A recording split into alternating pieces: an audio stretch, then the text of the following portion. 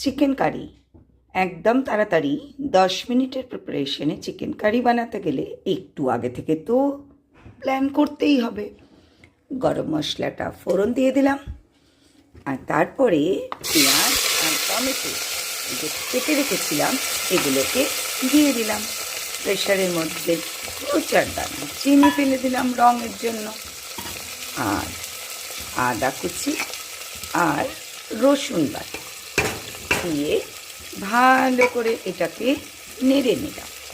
একটু গ্যাসের ফ্লেমটা বাড়িয়ে দিন, আর যেই এটা একটু বাদামি হয়ে আসবে, হালকা বাদামি হলেই হবে, এই একটু যেই বাদামি হয়ে আসবে সাথে সাথে এই যে চিকেনটা দই, নুন, হলুদ, শুকনো লঙ্কার গুঁড়ো এইসব দিয়ে মেখে রাখা হয়েছিল, প্রায় 13-14 আওয়ার্স ফ্রিজে রেখে দিয়েছিলাম। তো এটা একদম তৈরি। এইবারে এইটাকে দিয়ে দিলাম এর ভেতরে,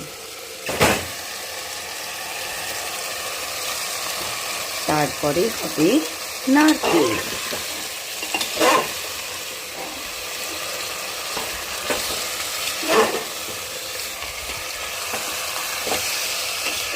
নাড়তে নাড়তে যেই ভালো করে গামাখা হয়ে যাবে তখনই দিয়ে দিতে হবে অল্প শুকনো লঙ্কার গুঁড়ো, কালি মির্চ পাউডার আর গরম মশলা।